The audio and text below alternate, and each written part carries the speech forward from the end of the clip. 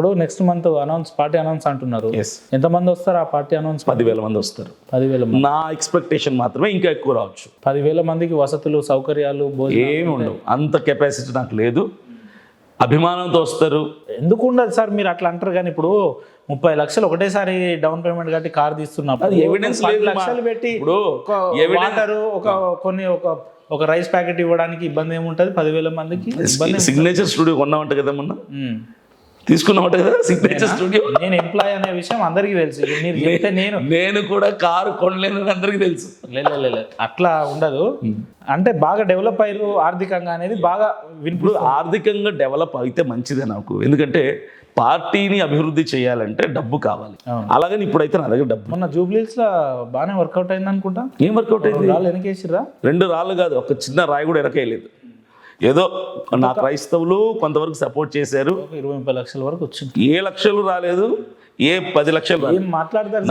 నాకు వచ్చిన డబ్బులు 2,90,000 మాత్రమే. ఓటీ ఇవ్వండి, నోట్ ఇవ్వండి, అదేదో మాయావతి లెక్క. ఇప్పుడు కాంశీరంలే, ఇప్పుడు సేమ్ అదే సిద్ధాంతం వెళ్తున్నా నేను. అంటే మీకు ఓటేయాలి, ఓట్దో నోట్దో, ఇదే కాన్సెప్టే. దీనికంటే మించిన దరిద్రం ఇంకొకటి ఉంటుందా? ఎందుకు ఓటేయాలి? మీకు ఎందుకు పైసలు ఇవ్వాలి? అన్యాయం. ప్రశ్నించే హక్కు తీసుకోవటం నేను హక్కు తీసుకోవాలి. నువ్వు ఇప్పుడు ప్రజలు నాయకుడిని ఎన్నుకోవాలి. అవును, నాయకుల చేతులు ప్రజలు అమ్ముడుపోకూడదు. ప్రజలు 100 రూపాయలు ఇచ్చి రేపటి రోజు నేను పలకకపోతే నా కాలర్ పట్టుకునే అవకాశం వాళ్ళకు ఉంటుంది. అదే నేను 1000 రూపాయలు ఇచ్చి నిన్ను కొనుక్కుంటే నువ్వు నన్ను అడుగుతావు? అసలు బానిసత్వం జీవితం. కాబట్టి నువ్వు 100 రూపాయలు ఇవ్వు, నన్ను గెలిపించుకో, నేను నీకు సేవ చేస్తా, నేను డబ్బు సంపాదించుకోను. అదే నేను 1000 రూపాయలు ఇచ్చి నువ్వు నాకు అమ్ముడుపోతే నియోజకవర్గం అంతా డబ్బులు పంచడానికి నాకు కనీసం అంటే 50 కోట్లు కావాలి. గెలిచిన తర్వాత డబ్బు సంపాదించుకొని చూస్తా తప్ప ప్రజలకు నేను ఎందుకు సేవ చేస్తా? నేను చేయను. కాబట్టి ఓటుకు నోటు తీసుకోండి, మీరే నోటు ఓటు ఇవ్వండి. 15-20 స్థానాల్లో పోటీ చేస్తాం, 5-6 గెలుస్తామని చెప్తున్నారు. గెలిచినాక ఎట్లా మరి బేరసారాలా? ఎవరు అవతల చంద్రబాబు గెలిస్తే ఆయనతోటి, జగన్ గెలిస్తే ఆయనతో బేరసారాలు ఆడతారా ఎట్లా? అంటే మాకు కొన్ని ఎథిక్స్ ఉన్నాయి, మాకు ఎజెండా ఉంది. ఆ ఎజెండాలో ముందుకు వెళ్తామని ముందు అంటే ఆన్లైన్ పేమెంట్స్ ఉండవు, మొత్తం ఆఫ్లైన్ క్యాష్ అన్నట్ట. ఇప్పుడు పాస్టర్ అంటే పేమెంట్ల దగ్గరికి వస్తారు, రాజకీయం అంటే పేమెంట్స్ దగ్గరికి వస్తారు. అరే పేమెంట్ లేకుండా నువ్వు కూడా ఇంటర్వ్యూ చేయవు కదా నన్ను. ఈ ఇంటర్వ్యూ చేయడానికి మీరు నాకు ఎంత ఇచ్చిర్రు? రూపాయి 9 పైసా ఇవ్వాల. నాకు ఎంత ఇచ్చి? నేను ఇవ్వాల. మరి మీ పేమెంట్ లేకుండా నేను అంటుంది ఇక్కడ ఈ ఛానల్ నుంచి ఇంటర్వ్యూ చేయడం నా బాధ్యత. అంటే నువ్వు పని చేస్తున్నందుకు నీకు శాలరీ ఉంటుంది కదా, ఎవరికైనా ఉంటుంది. అట్లా ప్రతి పాస్టర్కి మీకు 1,00,000 రూపాయలు 1,50,000 రూపాయలు జీతం ఉంటది. దాంతో బతుకుతాను నేను. చాలా నాకు అక్రమ సంపాదనకి వెళ్ళను. దీనికంటే ఇక హాస్యాస్పదం ఇంకోటి. ఇప్పుడు నేను నిజాలు చెప్తున్నా, అభినయ దర్శనం ఏంటో తెలిసిన వాళ్ళకి తెలుసు. వీడి డబ్బు మనిషా, ఆస్తులు అంతస్తుల కోసం బతికేటోడా, ప్రజలకు సేవ చేసేటోడా అనేది నేను తెలిసిన వాళ్ళకి తెలుసు. సో అంతెందుకు చూస్తారు కదా కమింగ్ డేస్లో. ఇప్పుడు మీకు తెలిసిన వ్యక్తికి ఒక ఫోన్ చేసిన, మీరు తెలిసిన వ్యక్తికి అభినయ దర్శన్ ఇంటర్వ్యూకి వస్తున్నట్టే ఆయన డబ్బు మనిషి అనే చెప్పిండు. మరి నాకు అది ఎట్లా? మరి 100 మంది అనుకొని నన్ను డబ్బు మనిషి అనుకొని, డబ్బు కోసమే పార్టీలోకి వస్తున్నా అనుకో, ఏమైనా అనుకొని, నేను నా కార్యాచరణ చూసిన తర్వాత వాళ్ళే డిసైడ్ అవుతారు. ఎవరు ఏమనుకుని ఏం లేదు కానీ డబ్బు కోసమే రాజకీయాల్లో వస్తున్నా అని చెప్పి ఒప్పుకున్నా. డబ్బు సమస్య కాదు, నాకు డబ్బు ప్రధానమే కాదు.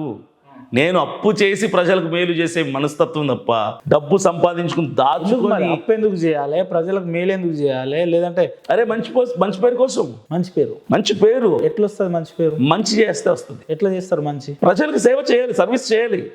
ఇప్పుడు నేను వెళ్తున్నాను, చూస్తున్నాను, రోడ్లు లేవు. అప్ప అంటే మీరు అరే ఒక 100 కోట్లు ఉంటే మన దగ్గర ఈ ఊర్లో రోడ్డు వేయిస్తాం కదా. అప్ప అంటే ఇప్పుడు సామాన్యంగా నా స్టాండర్డ్ ఎంత, నాకు ఇంటికాడ మొత్తం ఆస్తులు కలిపి 1 కోటి రూపాయలు ఉండొచ్చు, లేదా ఒక 50 లక్షలు 20 లక్షలు ఉండొచ్చు.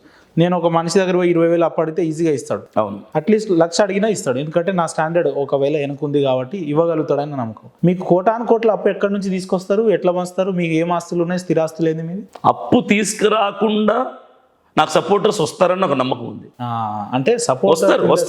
ఎందుకంటే ఇప్పుడు నేను చెప్తాను, నేను ఒక ప్యాటర్న్లో వెళ్తున్నా, ఒక ఫార్ములా రాసుకున్నా. నా పార్టీని యాక్టివ్గా స్టేట్లో అందరితో మిగిలిన పార్టీలతో పోటీ పడేలాగా ఎలాంటి కార్యక్రమాలు, ఎలాంటి కార్యాచరణతో ముందుకెళ్ళాలి అని ఒక బడ్జెట్ ప్రిపేర్ చేసినప్పుడు నాకు పార్టీని డెవలప్ చేయడానికి ప్రతి నెల అయ్యే ఖర్చు 30 లక్షలు. అవును, 30 లక్షలు నాకు కావాలి. రోజుకో లక్ష కాదు, 30 లక్షలు నెలకు కావాలి.